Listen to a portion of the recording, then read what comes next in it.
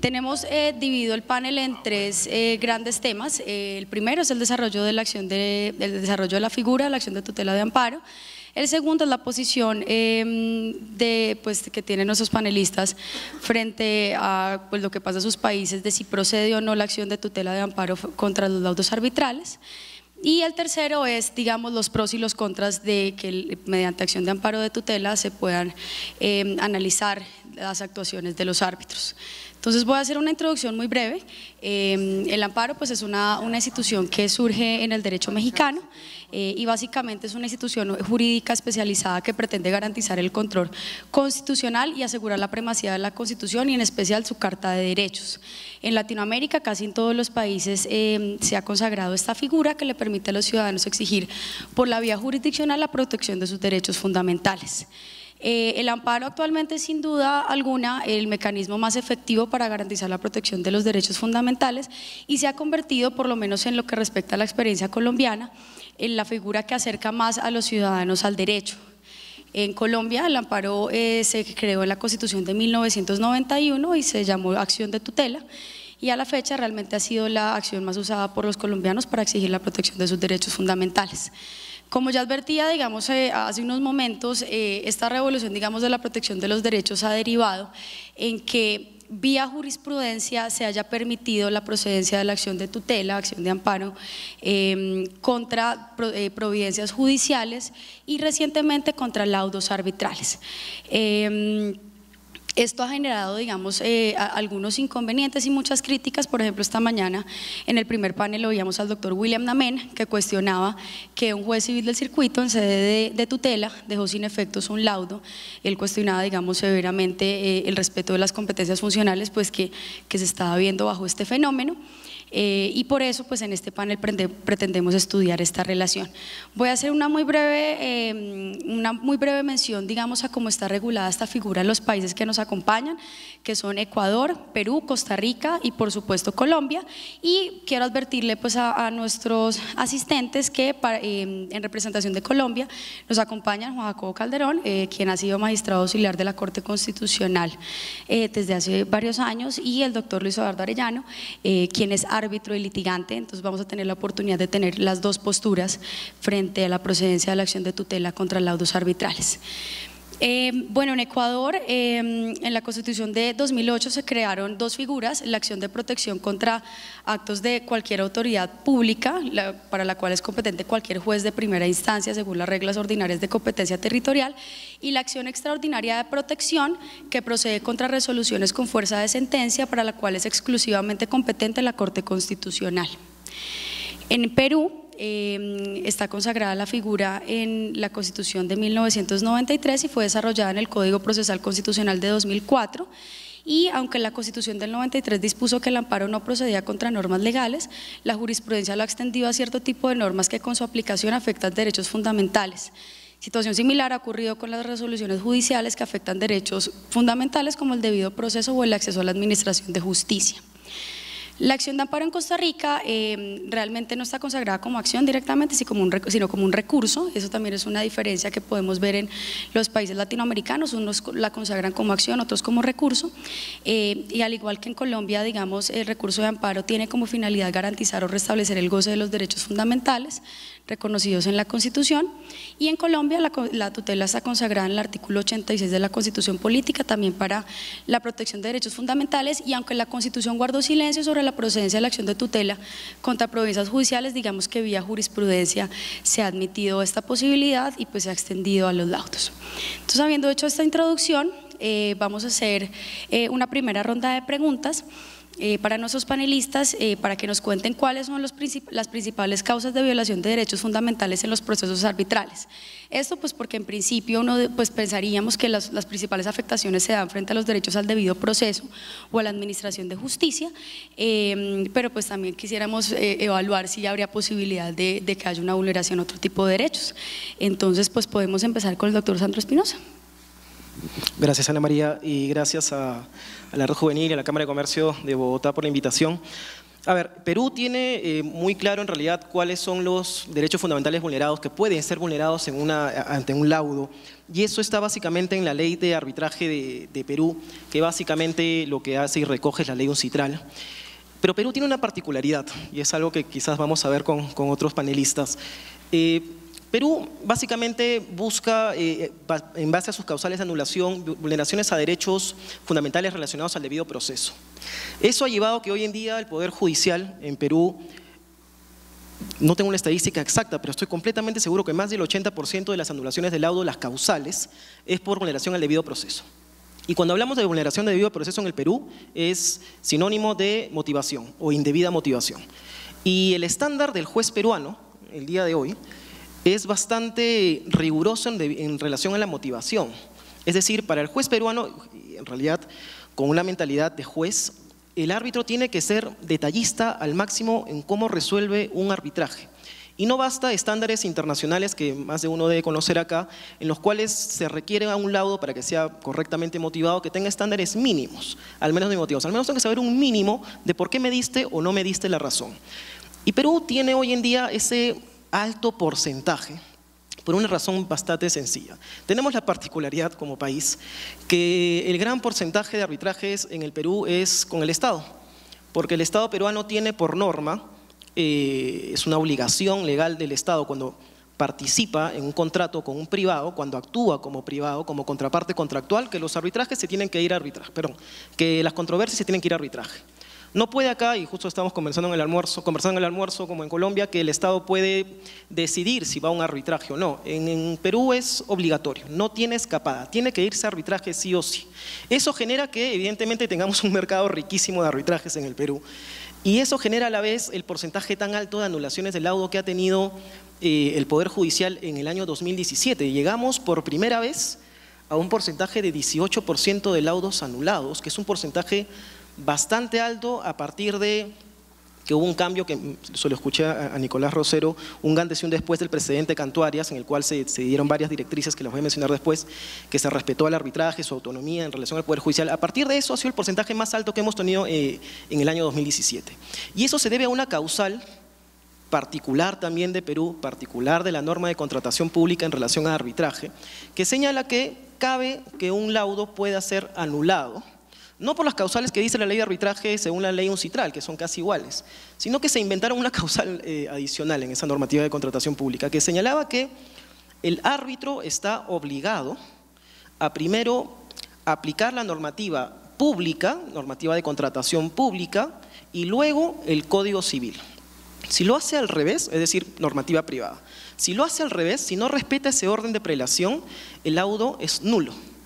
Y ante una interpretación tan extensiva de que le estás prácticamente diciendo al árbitro cómo resolver, qué aplicar primero y qué no, prácticamente le estás quitando su autonomía, ante esa vaguedad de la norma ha hecho que evidentemente los derechos fundamentales o el derecho fundamental más concurrido sea la debida motivación, porque basta con que haya un laudo que te diga que aplico el derecho civil, porque bueno, no está regulado en la contratación pública, no, pero aplico derecho civil. Basta con que pase eso para que un laudo pueda ser anulado. Y es lo que pasó y es por eso que tenemos un 18% el día de hoy. Entonces, si hablamos de derechos fundamentales en el Perú, de que pueden ser motivo de anulación del laudo, estamos hablando prácticamente de debida motivación en base a esta particularidad que tiene el Perú en realidad en relación a normativa de contratación pública, ¿no? Bueno, yo creo que podemos seguir con el doctor Pedro Izquierdo.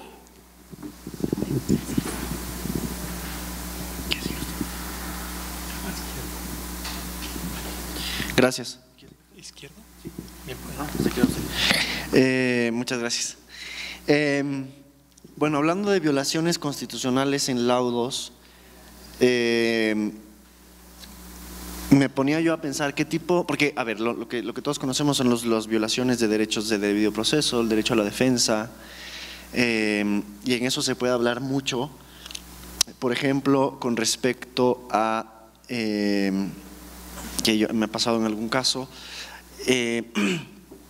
violaciones en relación con arbitrajes multiparte, en los que la cláusula arbitral no está adecuadamente redactada y, por ejemplo, a una de los codemandados o codemandantes no se le permite ejercer su derecho de nombrar a uno de los árbitros. Entonces ahí eso es obviamente una potencial causal de nulidad. Y ya me ha pasado en alguna vez en que siempre que se está constituyendo el tribunal uno tiene que ir con muchísimo cuidado para evitar este tipo de agujeros. También lo mismo en el contexto de arbitrajes multipartes,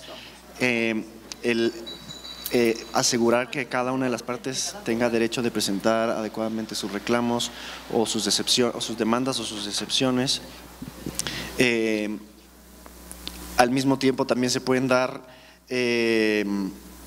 problemas con la motivación. Es un tema que en el derecho constitucional ecuatoriano se trata, yo creo que casi todas las acciones de acciones extraordinarias de protección contra sentencias o contra resoluciones con fuerza de sentencia, en algún momento tienen la palabra motivación en la demanda, ¿no? Y claro, el problema de la motivación en los laudos es que no se puede entrar a resolver, no se puede hacer que el recurso de casación, el recurso constitucional sea un recurso de alzada, un recurso en el que se vuelve a revisar el fondo. Y el tema de la motivación peligrosa, a veces entra peligrosamente en ese territorio, ¿no? Pero me podría yo pensar, además de estos tipos de violaciones al debido proceso, potenciales violaciones de otros derechos que no son procesales. Y la verdad es un reto pensarlo porque, claro, puede darse el mismo caso de la judicatura también, ¿no? O sea, un derecho una violación de un derecho sustantivo, digamos, o no adjetivo, en el contexto de una disputa jurisdiccional sometida a jurisdicciones, es difícil verlo porque, claro, obviamente una de las partes siempre va a verse, siempre va a considerar que su derecho ha sido conculcado, que su derecho no ha sido adecuadamente satisfecho. Pero se me ocurría un caso que es el que se mencionó esta mañana en el contexto del Ecuador, que es el caso Chevron. Ya tendré ocasión quizás en otro momento del panel de hablar de este caso, pero ahí una de las cosas que se está discutiendo es la potencial conculcación de un derecho colectivo, que es el derecho al medio ambiente. En ese caso se estaba demandando a Texaco por haber alegadamente causado contaminación en la selva ecuatoriana, en el oriente ecuatoriano. Claro, se dio una transacción entre Texaco y el Estado ecuatoriano y los gobiernos municipales y provinciales de la zona, en la que se liberó a Texaco después de un proceso de remediación ambiental. Pero ¿quién es el titular del derecho? O sea, ¿quién es el que puede transar en ese caso? ¿Era el Estado y las autoridades? ¿O puede un individuo también, en nombre de la colectividad, por ejemplo, de una comunidad indígena que está asentada en la zona, que no tuvo participación en la transacción como comunidad, interponer un recurso o una demanda? En este caso, justamente la naturaleza de los derechos en cuestión, ya sean colectivos o individuales agregados en uno solo, como un class action, digamos, más o menos, eso se discutió mucho en el caso Chevron, porque de eso dependía la decisión de si es que Chevron había sido liberada o no en esas transacciones, si es que el Estado tenía legitimación para liberar a Texaco respecto de derechos colectivos.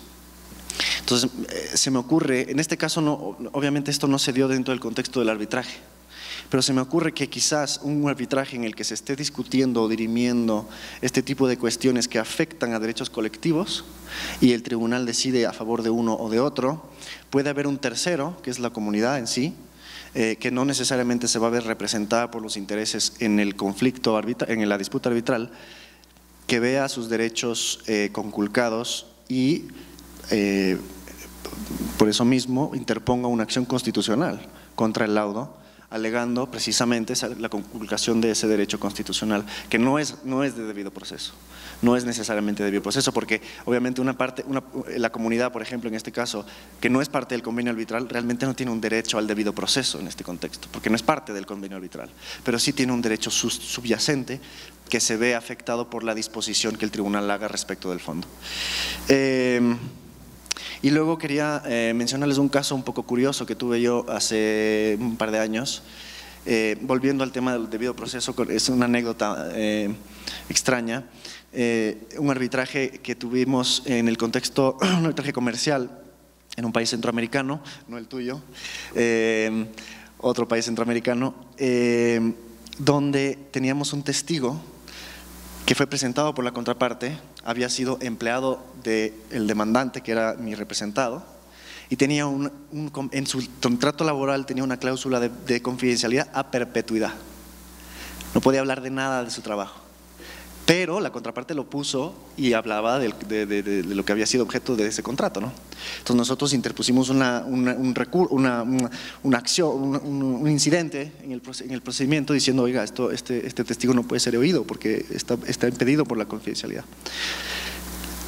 Y una de las respuestas curiosas de uno de los abogados de la contraparte fue que al hacer esto nosotros lo que estábamos haciendo era conculcar el debido proceso, porque estábamos impidiendo que el tribunal conozca la verdad sobre los hechos, y nos amenazaron no solo con una acción constitucional, sino con una acción penal incluso, por hacerlo. Yo creo que fue un poco un show, después no pasó nada, pero lo que quiero decir con esto es que a veces este tipo de jugarretas, alegando el debido proceso y tratando de encontrar violaciones a él durante todo el proceso, quizás hace a veces que el arbitraje internacional, que es el que mejor conozco, se vuelva un poquito artificioso, en el sentido de que hay que tener un cuidado extraordinario en asegurar que las dos partes no solo estén aseguradas en su derecho, sino que se sientan permanentemente aseguradas en su derecho.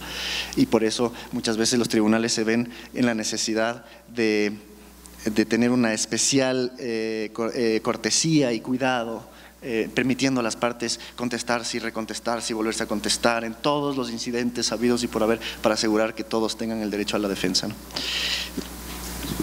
Bueno, no sé si el doctor Arellano, quisiera conocer su opinión, doctor, si usted piensa que en un proceso arbitral pues se vulneran derechos diferentes al debido proceso del acceso a la administración de justicia.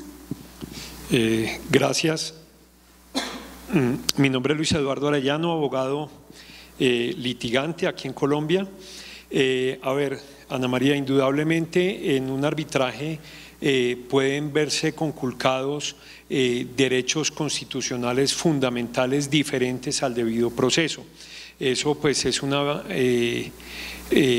verdad que se demuestra por sí sola. Veamos, por ejemplo, el caso del derecho a la igualdad en un arbitramiento en donde no se respeta de pronto el precedente judicial, puede verse conculcado o vulnerado el derecho a la igualdad.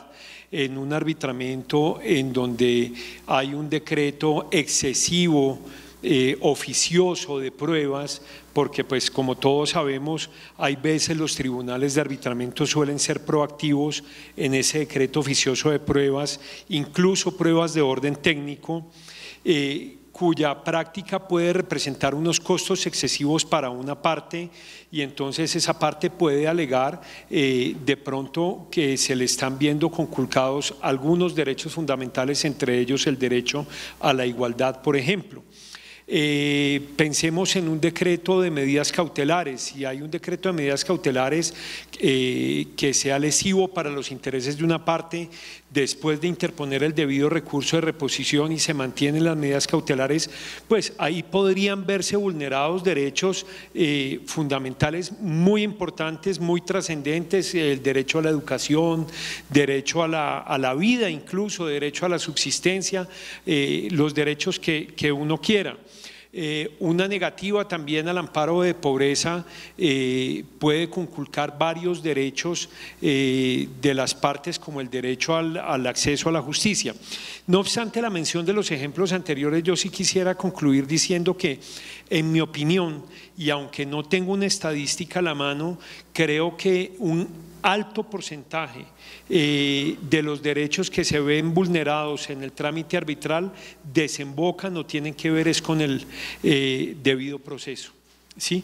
Y esto lo quiero concluir porque esto tiene que ver con una de las preguntas que vamos a ver más adelante, en donde seguramente tendremos la oportunidad de discutir si con el recurso de anulación y con el recurso de revisión basta, o es necesaria la tutela también en busca de esa protección de los derechos constitucionales fundamentales?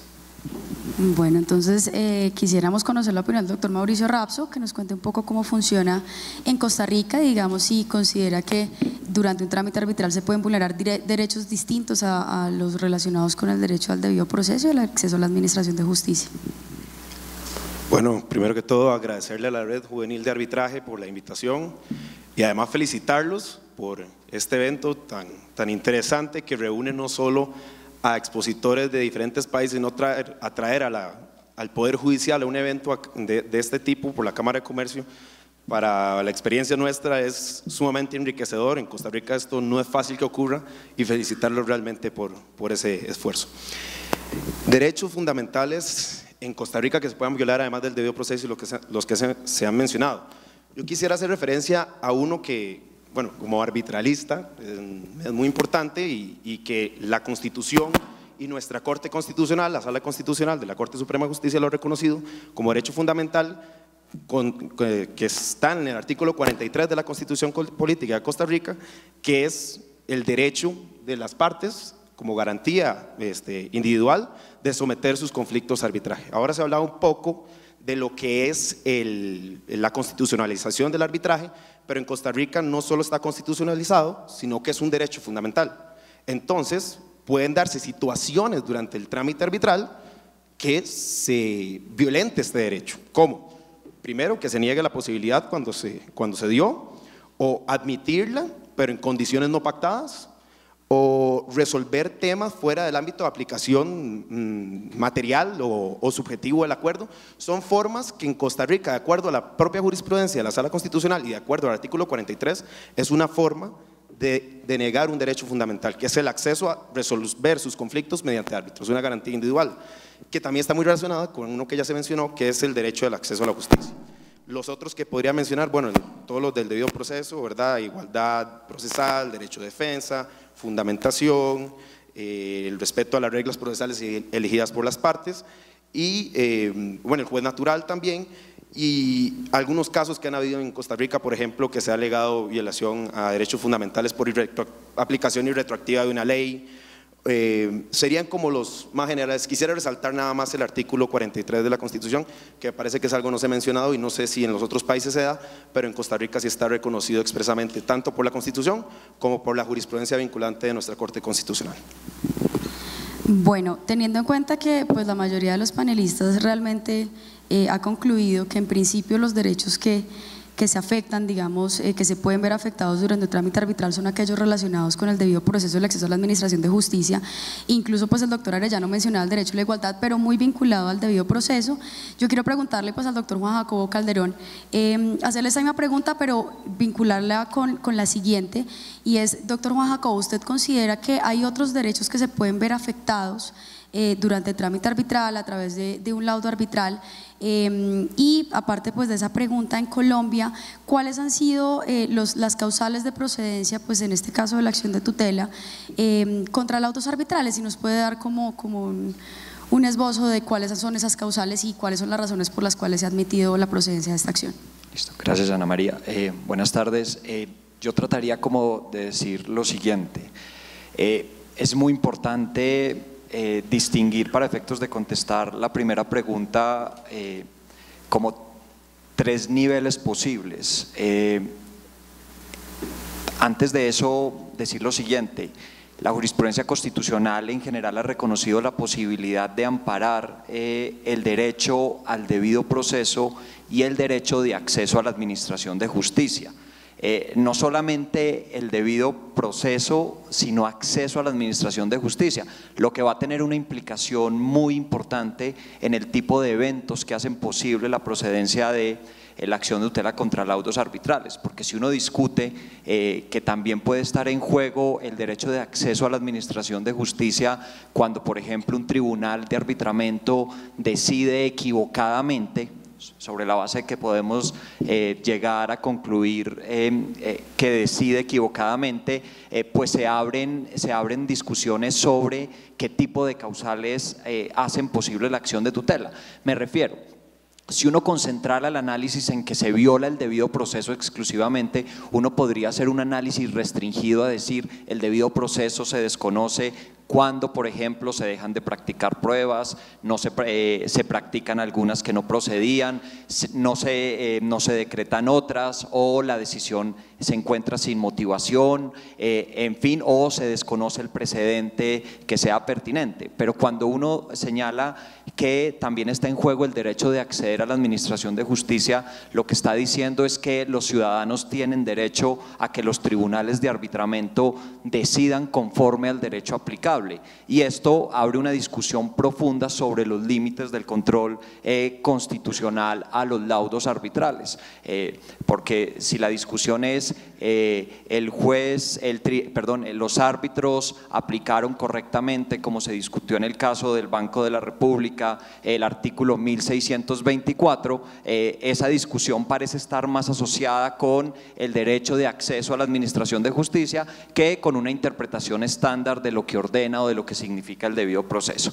Entonces, dicho eso, yo creo que en general en la jurisprudencia constitucional, de manera más o menos explícita, se reconoce claramente el debido proceso y el derecho de acceso a la administración de justicia, aunque con más potencia en acción de tutela contra providencias judiciales ordinarias también puede identificarse en laudos arbitrales. Dicho eso, yo creo que hay que reconocer como 3 niveles de violaciones de derechos. Un primer nivel que es la violación típica del debido proceso, de las garantías que integran el debido proceso, a participar en el mismo, a ser oído, a participar en la práctica de las pruebas, a que el tribunal, a que la decisión sea adoptada por un juez natural. Ese sería el primer nivel de derechos comprometidos, que en general parecería ser que se admite, a menos que no proceda el recurso de anulación, que la acción de tutela podría plantearse, o en caso de que el recurso de anulación no logre protegerlo adecuadamente. Parecería ser que en ese primer nivel el debate sobre los derechos que pueden reclamarse está claro. Ahora, hay un segundo nivel que son los derechos que uno podría decir subjetivos de orden sustantivo y de naturaleza legal. Esos son los que siempre, se refieren al fondo de la controversia. Entonces, si un tribunal de arbitramiento no reconoce un derecho sustantivo derivado de la aplicación de las normas del Código de Comercio o del Código Civil, uno podría decir que una mala decisión por parte de un tribunal de arbitramiento por inaplicar una norma, por no aplicar una norma aplicable o por aplicar una norma inaplicable, podría constituir la violación de un derecho subjetivo de naturaleza legal. La pregunta finalmente, y creo que hacia allá iba, la idea es si pueden existir derechos constitucionales diferentes al debido proceso que puedan estar en juego, y parece que la práctica de la jurisprudencia constitucional se orienta por decir que no o por no reconocerlo explícitamente, a diferencia de lo que ocurre con la acción de tutela contra providencias judiciales. Para poner simplemente un ejemplo, en alguna oportunidad se discutió si una persona invidente podía alegar en un proceso ejecutivo que no se había agotado el trámite de la firma ante los ciegos previsto en el Código de Comercio como excepción cambiaria. Finalmente el juez de instancia en el proceso ejecutivo había dicho no es posible proponer esa excepción porque no está en el libro de los títulos valores de los bienes mercantiles en el Código de Comercio. Entonces la persona presentó una acción de tutela y finalmente, ¿qué fue lo que dijo la Corte Constitucional?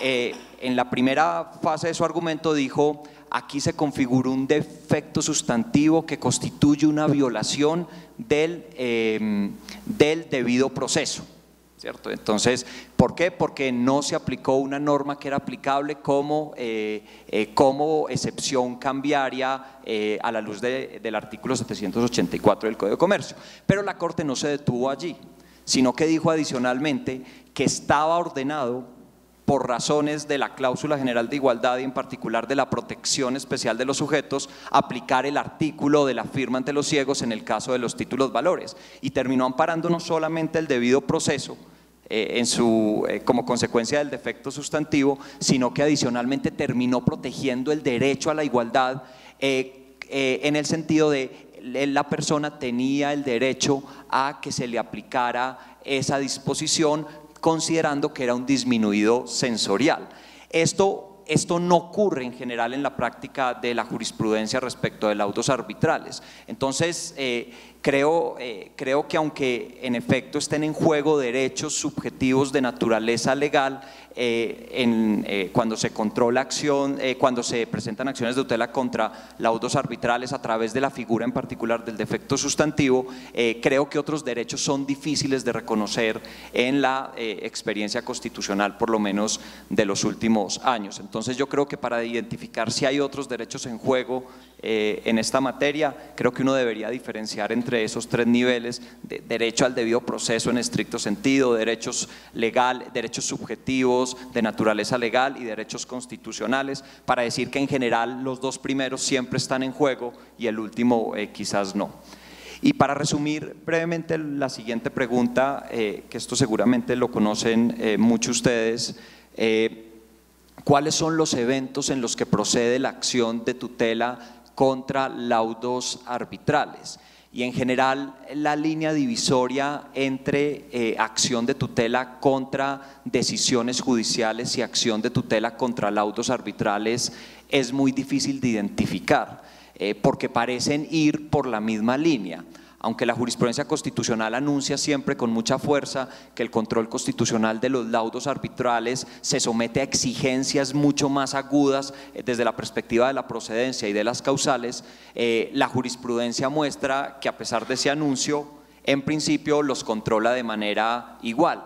Y uno puede identificar cerca de, no sé, yo estaba contando cuántas podrían ser, y son cerca de 15 hipótesis en que la acción de tutela procede contra laudos arbitrales. Generalmente estas se agrupan en 6 o 7 grupos. Entonces la Corte menciona que el primer grupo es defecto sustantivo, pero el defecto sustantivo tiene cerca de 5 manifestaciones: aplicación de una norma inaplicable, inaplicación de una norma aplicable, interpretación irrazonable, desconocimiento de sentencias de la Corte Constitucional con efectos erga omnes.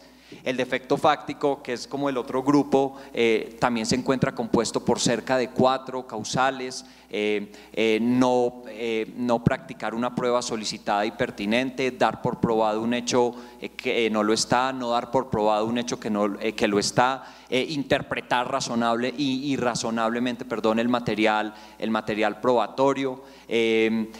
Adicionalmente, estos que son los defectos quizás más agudos y donde los tribunales de arbitramiento parecen verse más expuestos, se encuentran acompañados adicionalmente por el defecto orgánico, cuando el tribunal de arbitramiento carece de competencia totalmente para decidir sobre el asunto, o el defecto procesal, cuando se sigue un camino completamente diferente al establecido durante el trámite arbitral. La decisión sin motivación, que es otro de los eventos que se ha reconocido en la jurisprudencia.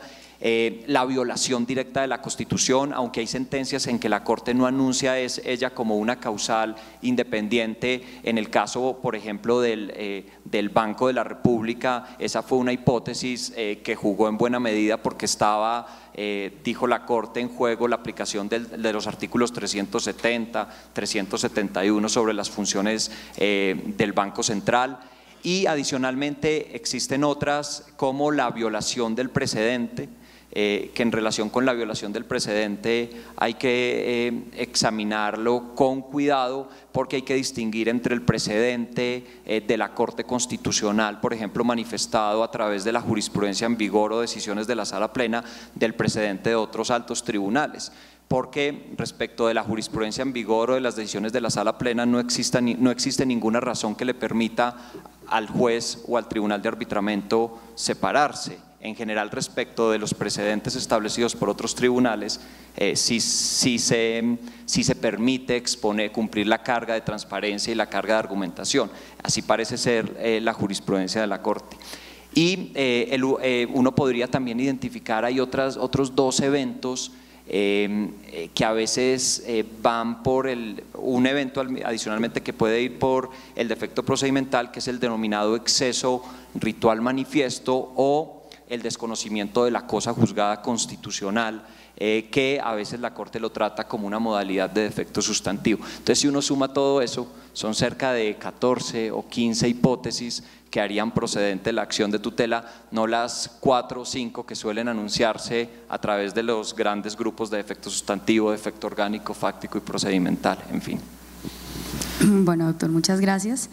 Con este marco y pues poniendo un poco a nuestros demás panelistas en contexto de cómo opera la procedencia de la acción de tutela contra laudos arbitrales en Colombia, yo quisiera preguntarle específicamente pues al doctor Pedro Izquierdo, al doctor Mauricio Rapso y al doctor Sandro Espinosa, cómo funciona en sus países la procedencia del recurso de la acción de amparo contra laudos arbitrales y en caso, digamos, de que no proceda, si ustedes consideran que el recurso de anulación previsto pues para cuestionar estas decisiones es suficiente para darle protección a los derechos fundamentales que se pueden ver afectados con estas decisiones. Entonces, si quieren, podemos empezar con el doctor Mauricio Rapso. Bueno, la experiencia que tenemos en Costa Rica es que no. La Sala Constitucional de la Corte Suprema de Justicia, la Corte Constitucional se le llama Sala, ha sido en su jurisprudencia reiterada muy escéptica en entrar a analizar temas que no son de su competencia. Básicamente, lo que ha hecho en temas de derechos fundamentales, lo que ha hecho en temas de derechos fundamentales, cuando hay una competencia específica de otro órgano, sea jurisdiccional o administrativo, dice somos incompetentes en este tipo de materias y lo rechazamos. Y así lo ha hecho en arbitraje desde el 2002, que se intentó plantear un recurso de amparo en contra de un laudo arbitral por una aplicación irretroactiva de ley y por temas de debido proceso, violación al artículo 34 y 39 de la Constitución Política de Costa Rica. La Sala Constitucional, y leo, es un párrafo con lo que resuelve básicamente el considerando único, y lo que dice es: como en el fondo lo que se pretende con la interposición del amparo es que se revisen en esta vía presuntas nulidades que a juicio del recurrente aduce el laudo arbitral que impugna, ello constituye un asunto ajeno al ámbito de competencia de esta jurisdicción. Lo que ha interpretado es que este tipo de derechos fundamentales están contemplados en las causales de nulidad en este tiempo de la Ley de Resolución Alterna de Conflictos, que ahora aplica solo al arbitraje nacional, y ahora con la entrada en vigencia en el 2011 la Ley de Arbitraje Comercial Internacional, ha determinado que en esas causales se contempla la posibilidad de poder defender los derechos fundamentales contenidos en la Constitución y por ende no cabe el amparo. Lo ha hecho en otras materias, por ejemplo, en temas de protección de datos. En el año 2011 entró en vigencia la Ley de Protección de Datos en Costa Rica y lo que hizo fue, se creó la Agencia de Protección de Datos. Es un órgano administrativo, ni siquiera es un órgano jurisdiccional, y ahí nuevamente dijo, no somos competentes, hay una competencia específica, y ha sido así en la mayoría de los temas. Y cabe destacar que en Costa Rica el recurso de amparo no se puede utilizar para revisar la legalidad de actos también. Hay otra razón por la cual, y esto no ha sido analizado por la jurisprudencia, pero se deduce de la Ley de Jurisdicción Constitucional, que es la ley del 1989, que crea la Sala Constitucional, otro razonamiento para decir por qué no va a ser posible que la Sala Constitucional, mediante un recurso de amparo, tutele derechos fundamentales en un arbitraje o por violación en un laudo arbitral. Y es que el artículo 30.b indica que no procede el amparo contra resoluciones y actuaciones jurisdiccionales del Poder Judicial. Si bien no especifica que no excluye a los tribunales arbitrales, la jurisprudencia de la Sala Constitucional en arbitraje ha sido reiterativa también en decir que el arbitraje es un medio jurídico de rango constitucional para determinar los conflictos de naturaleza patrimonial cuyas decisiones finales tienen la fuerza de una sentencia dictada en un proceso jurisdiccional. Por ende, aunque en la práctica ya cuando se aplica la ley de arbitraje y todo esto no tiene las mismas facultades que un juez, Con este análisis específico de la sala se puede determinar que esa prohibición de ley aplicaría en arbitrajes y tampoco podría verse mediante amparo una violación de derechos fundamentales, sea en un arbitraje o durante el proceso arbitral. Perfecto, doctor Pedro Izquierdo, si nos puede contar la experiencia en Ecuador. Sí, claro. Bueno, como explicó Ana María, en el Ecuador, con la Constitución, realmente el amparo existía ya en la Constitución del 98, pero en la Constitución de 2008 se expandió un poquito el concepto, primero con la acción de protección, que es una acción que se puede presentar frente a cualquier tribunal de primera instancia contra actos de autoridad no judicial, y luego la acción extraordinaria de protección que se presenta ante la Corte Constitucional, bueno, se presenta ante el tribunal que emitió la resolución y ante la Corte, se define, a diferencia, por ejemplo, de lo que nos explicó Carlos respecto de México en uno de los paneles anteriores, donde uno de los criterios para decir si cabe o no el amparo es el carácter de la autoridad que emitió la resolución. En el caso ecuatoriano, el artículo 58 de la Ley Orgánica de Garantías Jurisdiccionales y Control Constitucional establece que la acción extraordinaria de protección tiene por objeto la protección de los derechos constitucionales y debido proceso en sentencias, autos definitivos, resoluciones con fuerza de sentencia en los que se hayan violado por acción o omisión derechos constitucionales. Entonces, el criterio determinante no es el sujeto que emite su carácter de autoridad, sino el tipo de acto del que se trata. Se trata de resoluciones con fuerza de sentencia. Inicialmente hubo una pequeña oposición a que esto se puede extender hacia los laudos, pero no duró mucho porque, o sea, para una persona que quiere fomentar el arbitraje, decir que un laudo no tiene fuerza de sentencia es un poco dispararse en el pie también, ¿no? El laudo obviamente tiene fuerza de sentencia y no por eso, no vamos a negarlo para tratar de evitar el control constitucional ni muchísimo menos. La problemática que se da en el Ecuador es que la acción extraordinaria de protección es una acción de carácter residual. Solo procede cuando se han agotado, como dice la ley, los recursos ordinarios y extraordinarios. Es decir, la apelación, los recursos horizontales si cabe y la casación, que es el recurso extraordinario. Solo una vez agotado ese procedimiento se puede acceder a la acción extraordinaria de protección. Entonces, la problemática con respecto a los laudos es, hay que primero ir por la acción de nulidad. La acción de nulidad califica como un recurso extraordinario, ordinario o extraordinario respecto de los laudos a efectos de esta ley. Inicialmente la Corte Constitucional dijo que sí, que no se podía interponer una acción extraordinaria de protección contra un laudo directamente, sino que debía primero agotarse el trámite de la acción de nulidad, es decir, la demanda y la apelación, primera y segunda instancia. Y también en su momento se discutió si es que se podía interponer el recurso de casación contra la acción de nulidad, aunque finalmente la Corte Nacional de Justicia determinó que no, porque la acción de nulidad no es un proceso de conocimiento. Por lo tanto, se tenía que ir primera y segunda instancia y luego se podía ir a la acción extraordinaria de protección. Claro, el problema de esto es lo que ya hemos discutido, que no todas las violaciones constitucionales se ven amparadas por las causales de nulidad. Por lo que si es que existe una violación de un derecho constitucional que no se puede ver sanada por una acción de nulidad, puesto que las causales de esa acción no la contemplan, el agraviado se ve en indefensión realmente, o sea, se ve incapaz de acceder a los recursos que el ordenamiento jurídico le permite. Entonces, en un caso de hace unos años, Salazar Vélez contra Romero, la Corte Constitucional hizo un análisis en el que se determinó resolvió esta problemática de alguna manera, haciendo una distinción entre las violaciones constitucionales que se dan en el laudo y las violaciones constitucionales que se dan en la acción de nulidad.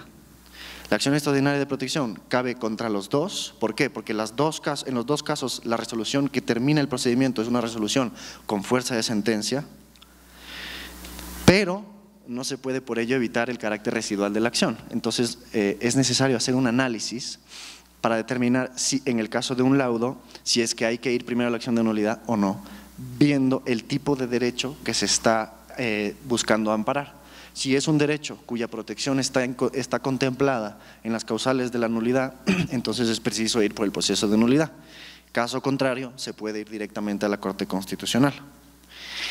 En todo caso, sin embargo, la Corte ha aclarado que la acción extraordinaria de protección no es una acción cuya finalidad es sanar errores injudicando o improcedendo.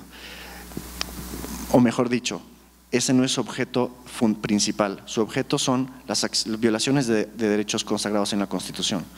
Puede ser, como decía el licenciado Arellano, que haya una conexión indirecta que se pueda formar entre una violación, entre un error de fondo o un error procesal y una violación de un derecho constitucional, por ejemplo, como decía, una violación al derecho de igualdad, o por ejemplo, si se quiere, una conexión con respecto a un derecho sustantivo que se ha visto conculcado por la decisión del laudo. Eso se puede argumentar, pero siempre la metodología de la argumentación es de carácter indirecto. Hay que primero establecer cuál es el derecho del que se está hablando y la Corte luego resolverá si es que el nexo que se establece entre, por ejemplo, un error sobre la aplicación de la ley y la violación de ese derecho es suficiente para que proceda la acción extraordinaria de protección. En general, de lo que yo he visto, la Corte no ha aceptado este tipo de razonamientos en la mayoría de los casos, porque, y creo que con buen criterio en muchos de ellos, lo que se ve es que la práctica es que este tipo de acciones se interponen a modo de recurso de apelación contra el laudo. Es un modo un poco rocambolesco, pero en efecto es pero real, de interponer una apelación sobre el fondo, lo cual la Ley de Arbitraje y Mediación no permite. Bueno, le damos la palabra al doctor Sandro Espinosa para que nos cuente si en Perú procede la acción de amparo, el recurso de amparo frente a laudos arbitrales y en caso que no sea así, si usted considera que el recurso de anulación es suficiente para la protección de sus derechos fundamentales que se pueden ver afectados. Ok, a ver. Creo que es necesario hacer una cronología de cómo ha ido avanzando la acción de amparo en relación al arbitraje en el Perú. Antes del 2005, la cosa en la práctica funcionaba así. Estábamos en un arbitraje y aparecían las famosas medidas cautelares, en la cual señalaban que se había interpuesto una acción de amparo de manera paralela al arbitraje ante una vulneración de un derecho fundamental cualquiera, procesal o sustantivo, y tenía que paralizarse el arbitraje en virtud de la medida cautelar porque teníamos que esperar que el juez constitucional resuelva y si es que es a favor, el arbitraje simplemente quedaba ahí y si es en contra, bueno, regresábamos al arbitraje y continuábamos. Esto se acabó en el 2005. En el 2005 hubo un precedente, famoso precedente Cantuarias, en el cual se establecieron varios parámetros, pero muchísimos en realidad que ha servido el desarrollo del arbitraje en el Perú, pero hubieron dos importantes en relación a la acción de amparo, al menos como base. El primero es que se prohibió, no más, la intervención de un juez en pleno arbitraje. Se estableció de manera clara que un juez solamente puede intervenir una vez que se ha emitido el laudo, lo cual no estaba pasando anteriormente, con lo cual las medidas cautelares antes mencionadas desaparecieron. Pero dejó una ventana abierta y muy peligrosa, y es algo muy parecido a lo que señalaba Pedro en Ecuador. Señaló primero tendríamos que, igual la misma regla, tendríamos que iniciar un recurso de anulación para yo proceder posteriormente a una acción de amparo. Es decir, agota primero una, entre comillas, vía previa recurso de anulación y recién se te habilita para que puedas hacer una acción de amparo. Eso lo dice el precedente Cantuarias. ¿Y qué generó en la práctica? En la práctica, y se lo voy a tratar de decir tal cual, un abogado que consideraba que se había vulnerado, o su cliente se le había vulnerado sus derechos fundamentales, después de un laudo, ya no podía en pleno arbitraje, presentaba un recurso de anulación cumpliendo con el precedente Cantuarias. Ponía título, recurso de anulación, derechos vulnerados, ABC. ¿Qué es lo que pasaba? Infundado el recurso de anulación, ok, ya cumplí con el procedimiento, entonces ahora vayamos a la acción de amparo. Borro el título de recurso de anulación, le pongo exactamente el mismo acción de amparo, me dirijo esta vez evidentemente a un juez constitucional y presentaban exactamente el mismo contenido, porque era lo mismo. Y eso se dio en la práctica desde el 2005 hasta el 2011 que sale el precedente María Julia. Y el precedente María Julia, Tribunal Constitucional nuevamente, establece, primero toma en cuenta dos disposiciones legales que sí están claramente establecidas en Perú, que es, primero el Código Procesal Constitucional te señala que el recurso, la acción de amparo es residual y si es que hay una vía igualmente satisfactoria, tiene que ir por la vía igualmente satisfactoria. En este caso, recurso de anulación. Si eso lo complementas con lo que dice nuestra ley de arbitraje peruana, que te dice expresamente en la 12ª disposición complementaria que el recurso de anulación es igual de satisfactorio que una acción de amparo, pues definitivamente el Tribunal Constitucional tenía que hacer algo sobre el respecto porque no estaba funcionando en la práctica esas dos disposiciones. Y es así que el Tribunal Constitucional, en el precedente María Julia, establece dos reglas básicas.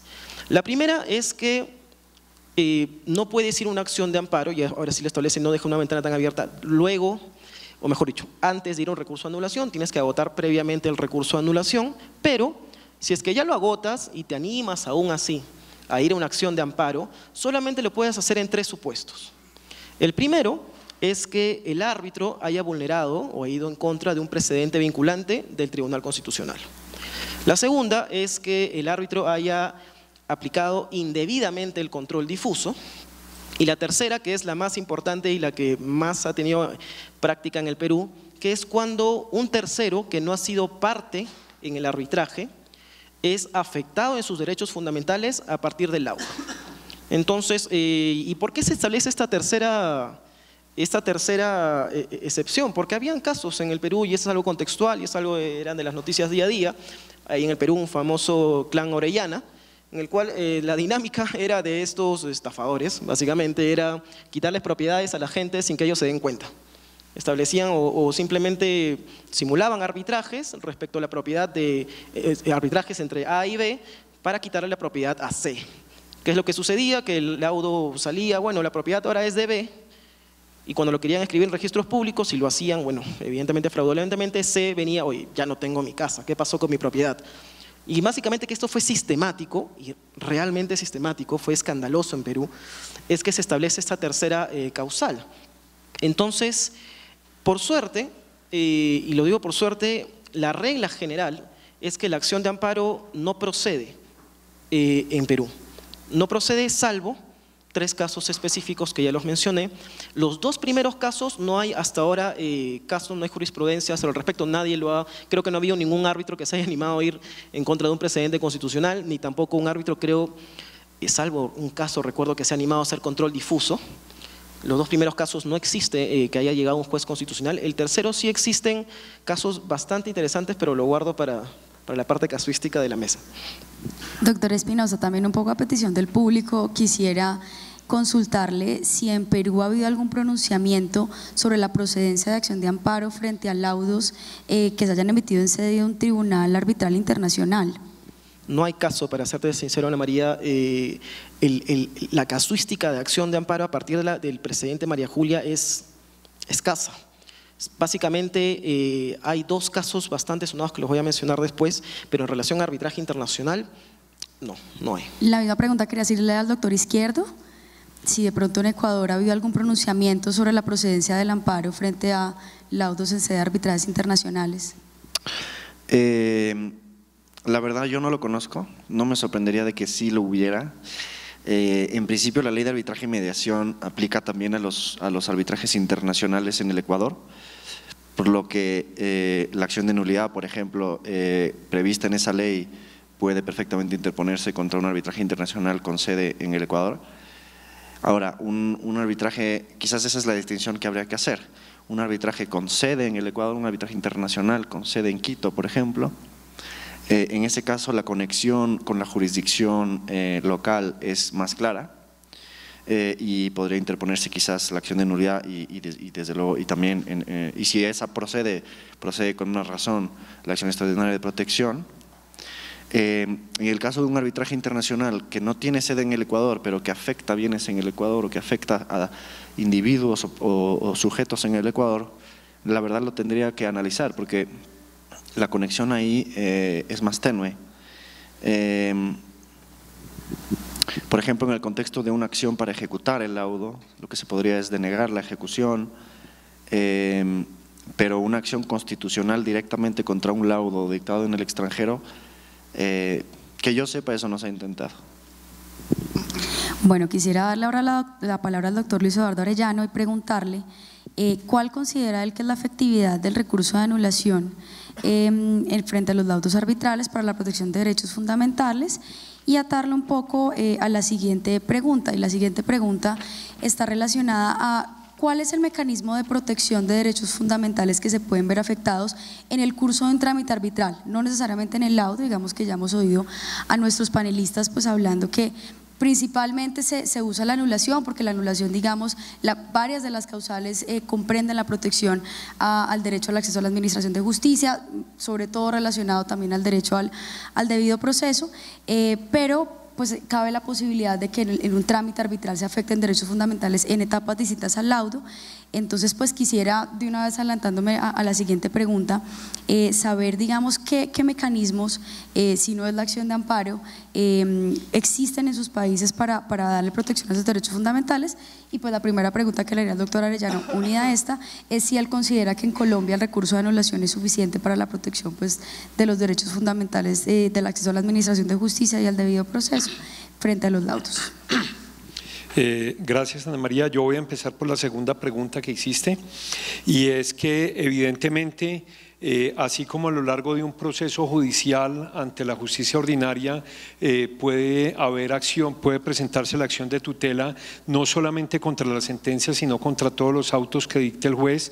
En principio podríamos concluir que en el arbitraje también son susceptibles de amparo vía tutela cualquier auto que dicte un tribunal de arbitramiento. Evidentemente cualquier auto puede ser susceptible de tutela siempre y cuando se haya agotado previamente el recurso de reposición, que es el único recurso que tienen en Colombia las decisiones de los árbitros, pues salvo el laudo que sí tiene recurso de anulación y el recurso de revisión, pero digamos que la regla general durante el trámite arbitral es ese recurso de reposición y por tanto para determinar la procedencia de la tutela contra los autos proferidos durante el trámite arbitral, la Corte Constitucional ha determinado que si un asunto tiene reposición, dicha interposición del recurso de reposición resulta insoslayable a la hora de determinar la procedencia del amparo. Siendo así, pues es claro que digamos cualquier auto que dicte el juez puede ser susceptible de tutela. El auto que rechaza la demanda, el auto que inadmite la demanda, el auto que declara la competencia del tribunal, el que decreta las pruebas, el que niega el amparo de pobreza, todos esos autos van a ser susceptibles de ser protegidos vía tutela. Y en cuanto a la primera pregunta, pues para los panelistas internacionales quisiera digamos ubicarlos en el tema contándoles que en Colombia existe tanto el recurso de anulación como el recurso de revisión. Ambos recursos digamos lo que buscan es proteger defectos básicamente procedimentales. Efectivamente el recurso de anulación, procede por ejemplo contra el laudo arbitral cuando la acción estaba caducada o cuando hay falta de competencia, cuando hay inexistencia, invalidez o inoponibilidad del pacto arbitral, cuando hay indebida representación, cuando no se constituyó el tribunal en legal forma, cuando se concedió más de lo pedido, etcétera, etcétera, etcétera, cuando se concedió, por ejemplo, cuando se dictó el laudo por fuera de término.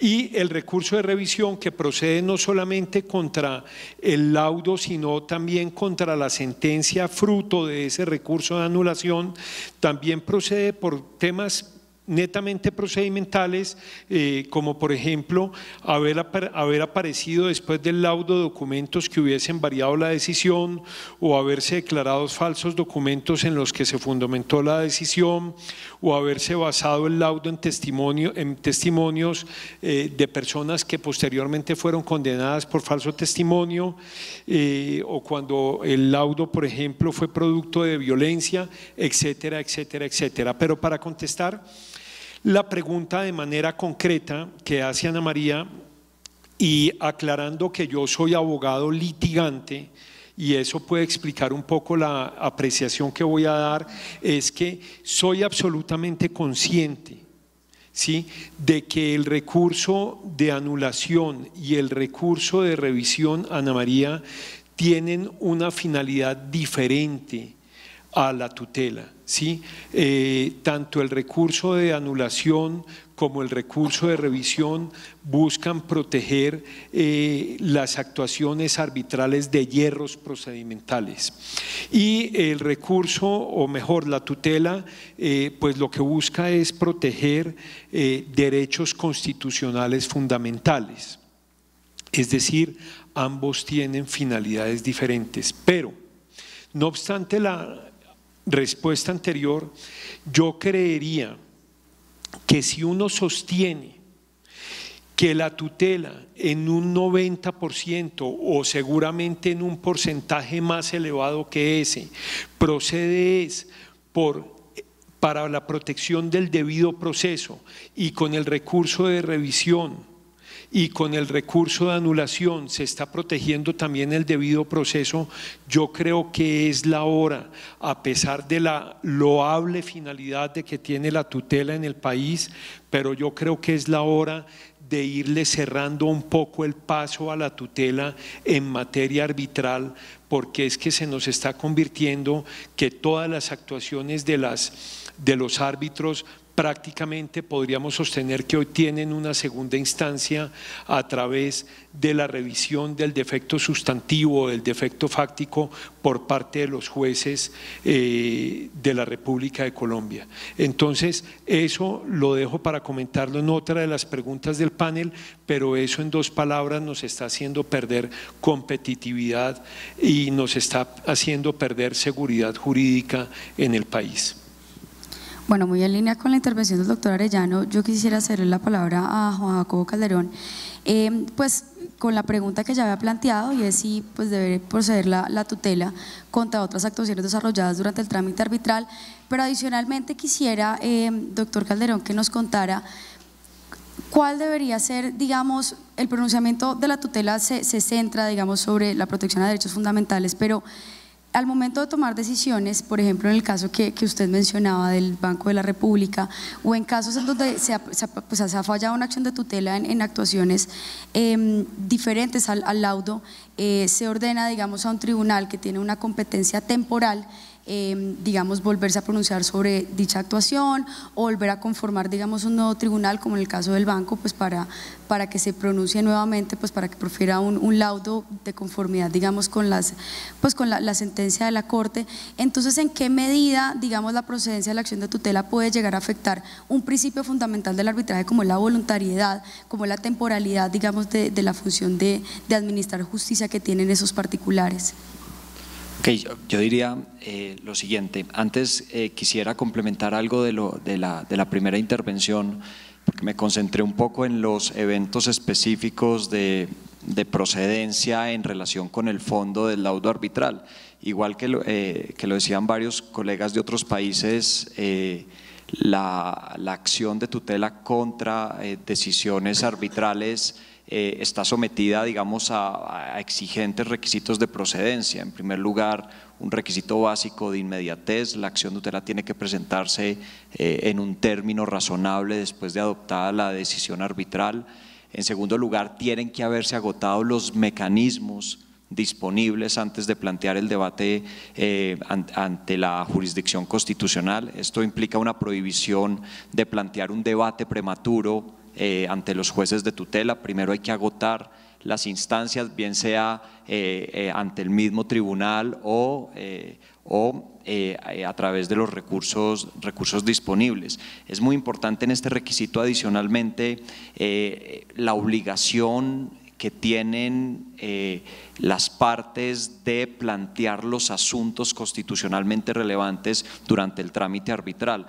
no es constitucionalmente admisible a la luz del principio de subsidiariedad sorprender a la otra parte o sorprender al Tribunal de Arbitramiento con un nuevo argumento a través de la acción de tutela. La exigencia de subsidiariedad supone, digamos, la cualificación del litigio planteado por las partes, y esto es un requerimiento. Si no se agota, si no se plantea el asunto, no pueden las partes sorprender luego a través de una acción de tutela con un debate nuevo. Y el tercer requisito que también que es muy importante y que creo que está en el corazón de la discusión sobre la excepcionalidad de la acción de tutela en contra de laudos arbitrales es la denominada relevancia constitucional que debe tener el asunto. Este creo que es uno de los temas menos tratados y con menos rigor examinados en la jurisprudencia constitucional. La jurisprudencia dice el debate constitucional, que es el debate que se plantea a través de la acción de tutela, tiene que tener una relevancia constitucional directa. ¿Qué quiere decir relevancia constitucional directa? Pues puede ser en alguna medida un misterio, pero no puede ser una relevancia constitucional genérica. No basta con cualquier debate, digamos, no basta plantear cualquier discusión sobre la aplicación de las normas para que eso inmediatamente se convierta en un asunto de relevancia constitucional directa. Si uno lee, por ejemplo, en detalle la decisión de la Corte en el caso del Banco de la República, se pueden dar cuenta que la Corte se esfuerza mucho, con independencia de la opinión que se tenga respecto de esa decisión, se detiene mucho en examinar si el asunto tiene relevancia constitucional directa y termina concluyendo que sí, entre otras cosas porque durante el proceso se planteó la necesidad de acudir a la excepción de inconstitucionalidad, y alguna decisión había dicho que la excepción de inconstitucionalidad solamente procedía cuando no podía proceder estando la norma vigente. Era una comprensión rarísima del concepto de excepción de inconstitucionalidad, que precisamente supone que la norma está vigente y se opone a la Constitución. O por ejemplo la relevancia constitucional directa sobre la inaplicación de disposiciones directamente constitucionales. Hay 3 párrafos de esa sentencia donde la Corte se esfuerza mucho en distinguir entre una relevancia constitucional genérica y una relevancia constitucional directa. Esto es un asunto clave para mantener controlado o mantener, ¿cómo se dice? Mantener a raya la acción de tutela contra laudos arbitrales, y creo que la Corte tiene mucho por trabajar en este punto, porque finalmente la relevancia constitucional directa termina convirtiéndose en la relevancia constitucional normal de la acción de tutela contra providencias judiciales. Ahora, sobre la procedencia de la acción de tutela durante la etapa del proceso, durante las diferentes etapas del proceso antes del laudo arbitral, yo seguiría lo que dice el doctor Arellano acerca de si hay una actuación durante el curso del trámite arbitral que compromete un derecho constitucional específico. En esto sí estaríamos en el primer nivel de debido proceso en estricto sentido. Debería proceder la acción de tutela siempre y cuando no exista otra oportunidad de alegarla en el proceso. Que esto tiene efectos en el carácter temporal de los tribunales de arbitramiento, indudablemente. La pregunta que uno se haría y es, entonces, si hay una violación de un derecho, el carácter temporal implicaría renunciar a la defensa de ese derecho. Debe ceder el principio de temporalidad y el principio de voluntariedad a la protección de aquellos derechos que la Constitución consideró más importantes. Probablemente esto afecta mucho a la institución arbitral, no tengo la menor duda, pero los derechos fundamentales son un conjunto de derechos en los que nos pusimos un poco de acuerdo que debíamos proteger pasara lo que pasara. De manera tal que buscar soluciones alternativas, buscar soluciones intermedias es una tarea de la jurisprudencia constitucional, pero elegir entre el carácter temporal de los tribunales de arbitramiento y la protección de los derechos fundamentales, creo, a la luz de la Constitución, que no es una opción, ¿cierto? La protección de los derechos fundamentales si estamos de acuerdo que es lo más importante, pues hay que hacerla pase lo que pase, creo.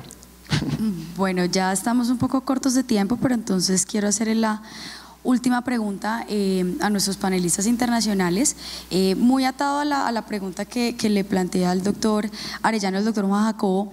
Quisiera saber, pues en sus países, cómo se protegen los derechos fundamentales durante el trámite arbitral en actuaciones distintas al laudo, y pues que concluyeran, digamos, una vez pues oídos, digamos, todas las posiciones, ¿cuáles creen ustedes que son los pros y los contras de que proceda o no el amparo o la tutela contra laudos arbitrales y actuaciones de los tribunales arbitrales? Entonces, doctor Rapso, si quiere empezamos con usted. Listo. Antes de entrar a eso, quería hacer una acotación importante en cuanto al tema de lo que se ha hablado aquí, de que si la acción de amparo procede subsidiariamente, en caso de que la acción de anulación no contemple alguna de las violaciones a derechos fundamentales. Del análisis que podría hacer yo, porque no fue un tema que mencioné y que podría contemplarse tal vez en la jurisprudencia costarricense en un futuro, pero haciendo un análisis de lo que tenemos hasta el momento, creo que con la jurisprudencia que hay en relación al concepto de orden público sustancial, que contempla, según la jurisprudencia de la Sala Primera de la Corte Suprema de Justicia, todos los derechos constitucionales o de rango constitucional, también inclúyanse en normas internacionales. Por ende, una violación de este tipo podría meterse en la acción de anulación a través de la causal que está tanto en la ley de arbitraje nacional como arbitraje internacional, que es la de orden público. Por ende, consideraría yo nuevamente que en Costa Rica no hay posibilidad de aplicar subsidiariamente o residualmente una posible acción de anulación en este tipo de situaciones. En cuanto a las actuaciones arbitrales, si hay algún mecanismo, nuestra ley de arbitraje, en ambas situaciones, tanto arbitraje nacional como internacional, se dice que cuando hay una nulidad durante el proceso, la parte tiene que hacer la debida manifestación, la reserva, para poder ejercer el derecho en la acción de anulación. Por ende, tampoco podría haber alguna posibilidad de plantear un recurso de amparo en el caso de Costa Rica o alguna otra actuación o alguna otra acción en contra de esa actuación específica que viole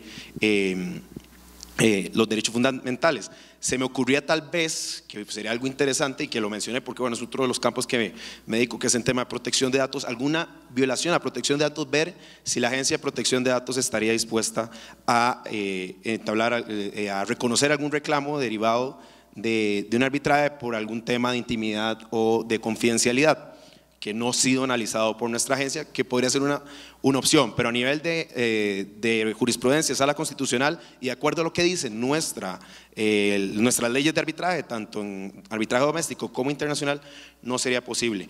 Y hubo otro tema que se manejó, que era qué pasaba con las actuaciones de los árbitros, y me parece que ahí podría ser distinto, porque si la actuación del árbitro es violatoria de derechos fundamentales directamente contra una de las partes, en su actuación propia, no sé, y pensaba en algunos casos, por ejemplo, por discriminación. ¿Qué pasaría si hay algún tipo de actuación discriminatoria a lo largo del proceso arbitral por parte de un árbitro? Ahí sí podría caber algún tipo de recurso de amparo que no debería afectar en sí, bueno, podría afectar la imparcialidad del árbitro y podría tener consecuencias en la decisión final de si procede la anulación o no. Sin embargo, las consecuencias del amparo no tendrían incidencia en el arbitraje, sino que tendría probablemente algún tipo de una condena económica por la violación al derecho, por haber sido discriminado y dignidad humana, y por ende se le haría una condena en daños y perjuicios que tendría que ser liquidada en sede civil. Ese tipo de actuaciones de árbitros en su función directa, sin entrar a analizar si estamos hablando de temas de debido proceso o temas que contempla la acción de anulación, ahí podría entrar a analizarse realmente si podría haber algún tipo de violación durante la actuación que permita el recurso de amparo en Costa Rica. Doctor Pedro Izquierdo. Sí, bueno, con respecto al tema de amparos o acciones de protección contra actos, digamos, de sustanciación del proceso arbitral, actos interlocutorios, podríamos decir, En principio, como leí antes, la ley orgánica pertinente establece que la acción extraordinaria de protección cabe contra no solo actos, sentencias y resoluciones con fuerza de sentencia, sino lo que llama autos definitivos. Un auto definitivo en el contexto de un proceso arbitral habrá que hacer un análisis. Dependerá de cómo el propio tribunal o el reglamento arbitral aplicable configura y entiende la finalidad de las órdenes procesales o como se llamen los decretos del tribunal. Se me ocurre, por ejemplo, en el contexto del reglamento de la Cámara de Comercio Internacional, que es el que más se usa en el árbitro internacional, en el arbitraje internacional, perdón. El tribunal, básicamente existen dos tipos de resoluciones, los laudos y todos los demás, que normalmente se llaman órdenes procesales. Un laudo ya está visto, una orden procesal vincula a las partes en virtud del acuerdo arbitral y en algunos países la orden procesal puede ser ejecutada, por ejemplo, cuando es una medida cautelar. Entonces, en el caso del Ecuador, habría que ver si es que esa orden procesal que, por ejemplo, ordena el arraigo de bienes o el arraigo de una persona en el país o algo así, califica como un auto definitivo susceptible de acción extraordinaria de protección. Quizás la medida cautelar no es el mejor ejemplo de un auto definitivo, porque por definición no es definitiva, pero se me ocurre, por ejemplo, un auto en el que se decida un auto en el que se decida una excepción particular. En el caso de la CCI, por ejemplo, también es muy típico que haya laudos parciales. Ahí en ese caso creo que es más claro, un laudo que se decida solo sobre la competencia, por ejemplo. Ese laudo desde luego sería susceptible de acción. Sin embargo, también es interesante pensar, por ejemplo, en el caso de algunos de estos reglamentos de arbitraje a los que las partes se someten voluntariamente, algunos de estos reglamentos incluyen una renuncia a recursos contra los actos interlocutorios. O, por ejemplo, decisiones por ejemplo, en el caso de la CCI también, el reglamento de la CCI prevé que algunas decisiones, por ejemplo, la decisión sobre la recusación de un árbitro será tomada por la Corte de Arbitraje de la CCI, que está en París. Y las partes que se someten al reglamento de la CCI renuncian a cualquier recurso contra esa decisión. Entonces, podría, por ejemplo, una Corte ecuatoriana, la Corte Constitucional, admitiría una acción extraordinaria de protección en vista de que la parte que la está interponiendo renunció al derecho a interponer recursos contra esa actuación. Claro, ahí entra el problema de si los derechos constitucionales en juego son renunciables o no. Es un entramado de problemáticas interesante. En el Ecuador yo no creo que se ha tratado al detalle que nos daría una solución satisfactoria. Finalmente quería comentar quizás brevemente el caso que mencionamos, que es un caso que ocurre en México. Yo no soy abogado mexicano, aquí enfrente de mí tengo un distinguido abogado mexicano, así que le voy a pedir que se levante y grite si es que he dicho alguna barbaridad. No he sido probado en esas lides, pero trabajo en la oficina de White & Case en México y nos ha tocado algún caso y he podido estudiar la problemática que se da en México con respecto a el derecho de los árbitros, porque el laudo no puede ser impugnado en amparo en México, en principio, porque no ha sido emitido por una autoridad. Pero, ¿qué pasa si es que el laudo es objeto de recurso de nulidad? En México se da la práctica, no es muy habitual, pero se da, de que habiéndose anulado el laudo, las partes o la parte que se vea perjudicada puede ir a título personal contra los árbitros por haber violado su obligación contractual de emitir un laudo válido y ejecutable. ¿Puede entonces el árbitro ir en amparo contra la sentencia que declare la nulidad del laudo? Es un problema que me tocó ver a mí en un caso concreto, que los que perdieron el laudo en el arbitraje, la contraparte se metió en todo este embrollo y demandó a título personal a los miembros del tribunal. Quizás un poco conectado con lo que tú hablabas de una acción de discriminación o algo así, pero en el caso de México es extraño porque o es, digamos, el árbitro se ve en una situación muy difícil, porque por un lado no se puede ir, se entiende que él no tiene ningún derecho ahí en la anulación del laudo porque no le afecta, pero si le demandan sí le afecta, y no se le permite, o se discute si se le permite, ampararse contra la sentencia que declara la nulidad de su laudo. Es una problemática interesante que crea incentivos perversos, me parece a mí, en la práctica arbitral. No lo he visto yo en otros países, yo no he visto, en el caso del Ecuador no he conocido un caso en el que se haya demandado a un árbitro porque incumplió su obligación de emitir un laudo válido y ejecutable. Esperaría que no lo vaya a ver, pero es otra posibilidad, digamos, de atacar los laudos con este tipo de recursos. Bueno, doctor Espinosa, muy brevemente porque ya estamos muy cortos de tiempo. ¿En Perú, digamos, procede alguna acción frente a actuaciones de los árbitros diferentes al laudo? Sí, de hecho, a ver si me da el tiempo para tratar de responderte a través de dos casos.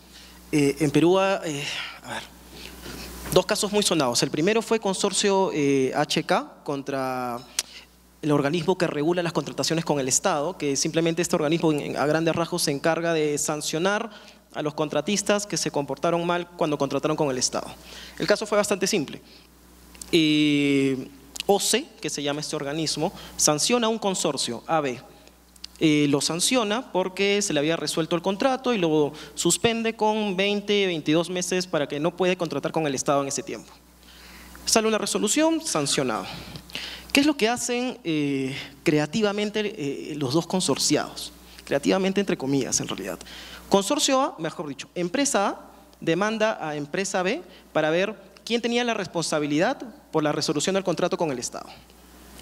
Y emiten una medida cautelar, evidentemente ante un árbitro único, evidentemente de árbitro no tenía nada, era una simulación todo ese arbitraje, y se logra una medida cautelar porque una de las partes solicitó que, como tú me debes dinero porque tú eres responsable, necesito que produzcas, que tengas liquidez.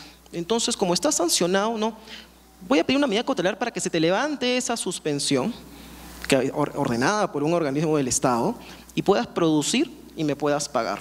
Entonces un árbitro único saca una medida cautelar ordenando a OCE, una entidad del Estado, a que deje sin efecto su sanción hasta genere liquidez uno de los consorciados, a través de una medida cautelar. ¿Qué es lo que hace OCE? Evidentemente se ve vulnerado en su jus imperium porque puede sancionar, y lo que hace es presenta una acción de amparo ante una medida para dejar sin efecto la medida cautelar. Y entonces ahí retrocedemos un poco y recordamos un poco el tercer supuesto de excepción del precedente María Julia, que es un tercero puede ir a una acción de amparo cuando se ve afectado por un laudo, un arbitraje en el cual no se iba parte, es decir, una decisión final. Pero estábamos ante una medida cautelar, es decir, una decisión provisional. Y aún así OCE intentó ir a una acción de amparo y el juez accedió a poder ver, al menos declararla procedente, no fundada, procedente, que pueda analizar si es que, si bien no estoy en el supuesto específico de María Julia, el tercero, si bien no estamos ante un laudo, yo considero que ninguna decisión de un árbitro puede afectar el derecho de un tercero. Y accede a la acción de amparo cuando se notifica al árbitro único, evidentemente dejó sin efecto su medida cautelar en 2 segundos, se allanó y el arbitraje quedó ahí. Pero se quedó con la duda si es que realmente ante decisiones distintas a un laudo cabe una acción de amparo. Y luego de eso sucede el segundo caso, que en Perú lo denominamos en el caso en el cual todos se equivocaron, desde los árbitros, las partes y el Tribunal Constitucional. ¿Qué es lo que sucedió acá? Un caso de expropiación, simplemente entre el señor Segarra, caso señor Segarra contra el Ministerio de Educación, sale un laudo en el cual se fue a arbitraje, para poder discutir el justiprecio de un bien que había sido expropiado el señor Segarra para una obra de infraestructura. ¿Qué es lo que señala este laudo? El laudo simplemente declara que, bueno, ok, tú has sido expropiado, eso no lo podemos discutir en arbitraje, pero sí cuánto cuesta tu propiedad, tu propiedad cuesta 10. Luego de 3 años que sale ese laudo, al señor Segarra no se le pagan los 10. Y presenta un escrito ante el tribunal y el tribunal emite una resolución en el cual, bajo apercibimiento, dice: págale los 10, si no yo declaro caduca tu expropiación, es decir, sin efecto. vuelve la propiedad al señor Segarra. El ministerio evidentemente no paga, la entidad pública no paga, y el tribunal arbitral declara a través de una resolución que caduca la expropiación y se devuelva la propiedad al señor Segarra. ¿Qué es lo que hace el Ministerio de Educación, esta entidad pública? Presenta una acción de amparo, solicitando que sean vulnerados sus derechos constitucionales, debido proceso, cosa juzgada, yo nunca te solicité que declararas la caducidad. Llega al Tribunal Constitucional y el Tribunal Constitucional lo que hace básicamente es, señores, a ver, primero el primer análisis si estamos ante un laudo o no, porque para aplicar María Julia tengo que saber si estoy ante un laudo, una decisión final. El primer análisis es que no estoy ante un laudo, estoy ante una resolución que se ha emitido luego de un laudo. Luego, ¿realmente hay vulneración de derechos fundamentales? No, tampoco. Y se declara improcedente la acción de amparo, pero señala como precedente vinculante después que cabe la acción de amparo, añadiendo un cuarto supuesto, ante resoluciones distintas al laudo en etapa de ejecución. Ya es ahí porque señalamos en Perú que es donde todos se equivocaron. ¿Por qué? Primero, el análisis era si estábamos ante un laudo o no. El abogado del ministerio pensó que esa resolución posterior al laudo, pensaba que no era un laudo, era una resolución cualquiera. Y como en su entender estábamos en un escenario que no estábamos ante un laudo, se fue a un recurso primero de reconsideración y luego a una acción de amparo. Luego el tribunal arbitral considera, ellos mismos consideran que no estábamos ante un laudo. ¿Por qué? Porque cuando resuelven la reconsideración, la resuelven, vamos, si sabemos, ante un laudo no cabe una reconsideración, cabe una anulación o un amparo. Entonces los abogados también se equivocaron porque en vez de irse un recurso de anulación, se fueron una acción de amparo. Cuando llega el TC, en su entender que estábamos ante una resolución y no ante un laudo, que es por eso que declara María Julia improcedente, entiende que no estamos ante un recurso, ante un laudo. Y por tanto inaplica María Julia. Entonces todos se confundieron y ahí es donde yo, entre los pros y los contras, ¿qué es lo que señalo? El primer caso me parece que es dable, que efectivamente ante decisiones distintas al laudo, como estas medidas cautelares, puede aplicarse una acción de amparo. Pero en el otro caso no, porque no estábamos ni siquiera en el supuesto de María Julia, ni tampoco estábamos ante una decisión final. En pro y contras, en realidad, creo que deberían simplemente aplicarse los tres supuestos y no más. Bueno, muchas gracias a nuestros panelistas.